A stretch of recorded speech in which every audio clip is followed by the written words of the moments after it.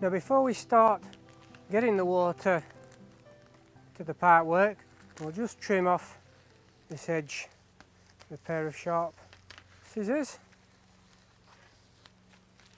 Like that. This will allow us to see just what's going on this technical side. Now we've got this then tidied up, we'll just put a clip on there, so when we come to put in the solenoid valve and the filters, it'll fit nicely on there. So what we need to do now is get the pipework installed here into the system. The same thing again with the glue on either sides of the fittings, a nice amount on each. Make sure you get it right into the insides. Sometimes a bit of a twist as you go in, just perfect. Gets it in there. Little fitting here. We're going to come onto this side now.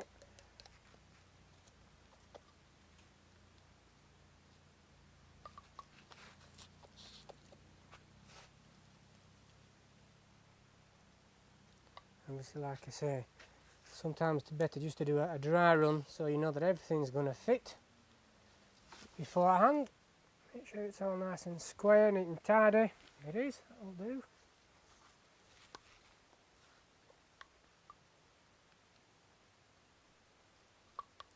It's always handy to have it well ventilated, because in a hot greenhouse, in a close environment, this glue can get quite a strong smell to it.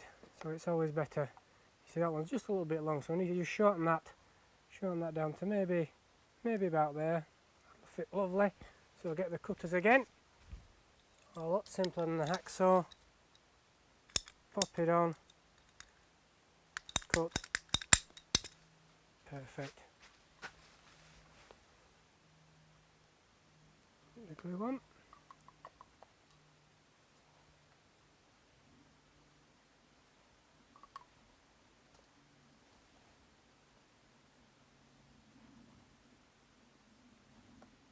We're getting somewhere there. What we're going to put on now are two important items of the system. One, a water filter. The filter keeps the water clean from the source, whether your water being kept in a water tank, it's coming from the mains, wherever it's coming from. Any smaller bits in there will get trapped in this screen filter. We're only putting a small amount of water on, and the holes in the nozzles are only very small. So that stands to reason that any blockages blocking that nozzle, the whole thing stops. Filter very important. You saw how easy it was to get out. It's just as easy to put back in, either way. Clean it out, bit of soap and water, you're up and going. Push that together and you're clean. The solenoid valve, this is a little bit that turns the water on and off at set times. It needs to be clean, so the water's been cleaned through the filter. If any dirt in this will also not do it any good. Clean it and keep the water, the better this little fella will work. Tape on all the threads that you use. Screw together. And we're looking at putting this somewhere on the end of the bench. The system comes with a barbed inlet. It'll take a standard 1/2 inch hose pipe, so if you've got a 1/2 inch hose, that's fine. If you want to put it direct to another supply, well, a whole host of fittings and parts that'll do that, but as the kit comes with that barbed end. So we're going to just offer that up to the side of the bench. It's just in the right place now. That fastens into there, and all we need to do is just connect the two. The threaded fittings go in. Obviously tape on all the threads, as we've said throughout the little videos. Any threads need some tape on. Screwed into there. You may want to use a pair of pliers, a little bit more force, but be careful, don't do it too much or you'll snap things. So basically that's where that wants to go. We've got a little bit of pipe cut to size ready. That'll go into there, so we can offer that into there. Yeah, that's fitting quite nicely, so I can glue that.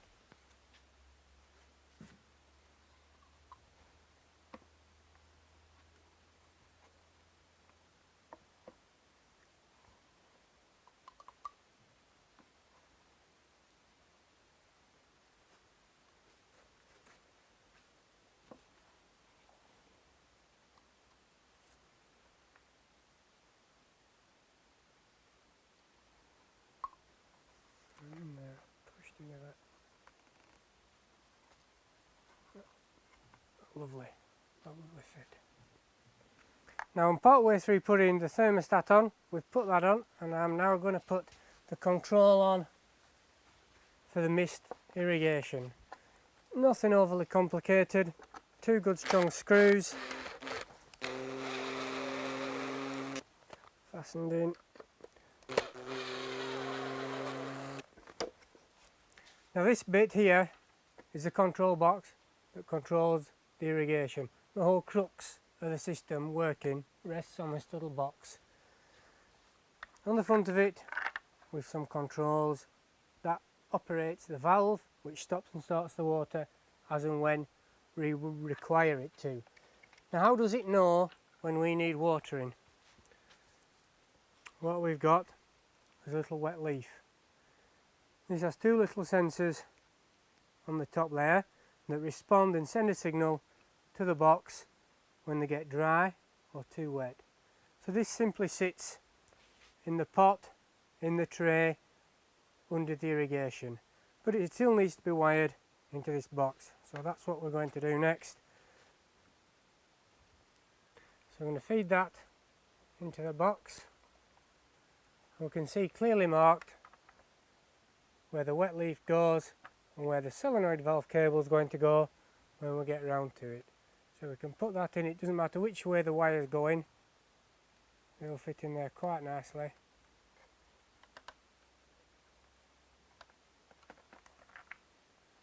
Nice and secure. And then we're now going to wire the solenoid valve into the same control panel. Just under the little red tie on the wires. Straighten out a little bit. Feed that up and through. And exactly the same way I'm going to wire these in.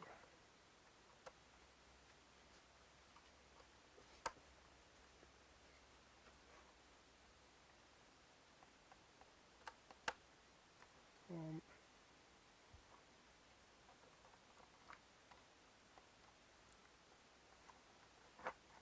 two. That's all there is to wiring that into there. Nothing too complicated.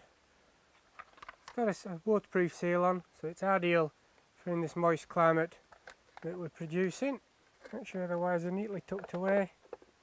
Put the front on. Now basically we've got that done. We can always improve this, we can always make the wires tidier, we can put them away a little bit out of arm's reach, but just as I'm going through it now, what next in your line would be to get the water to the system. Now like as we said before, this comes with a barbed end, ideal for taking a hose pipe and a Jubilee clip. Now you may not have seen a tool like this before, but it's the ideal tool for fitting on the end of your Jubilee clip.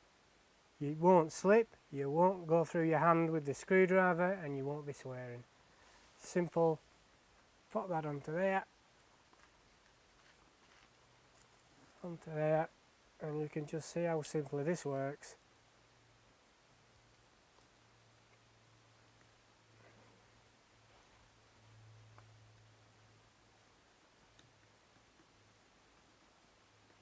Nice and secure.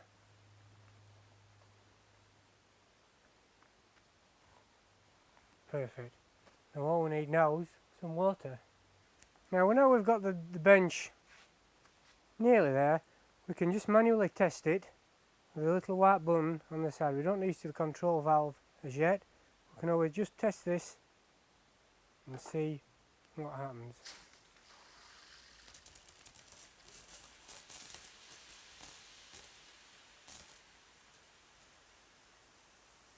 So we're quite happy. There's water coming through there quite nicely. We've tested the valve, we know the valve's working, we know the filter's doing its job.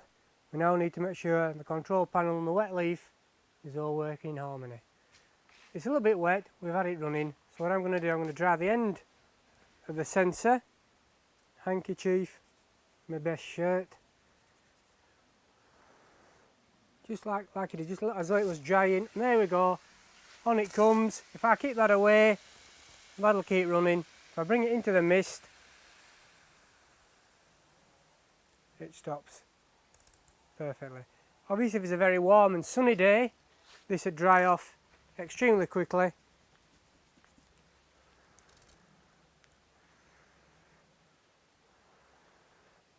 Just like that, then it would evaporate, and as it evaporates it gets drier and the irrigation kicks in again. If it is a bit like it is today, duller and a little bit cloudy, that'll stay there for maybe 10 minutes before it kicks in again.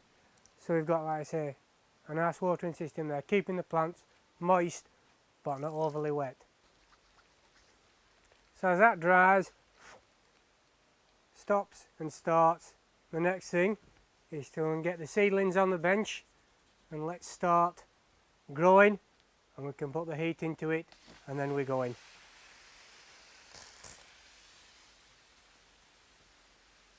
Now we're nearly getting there.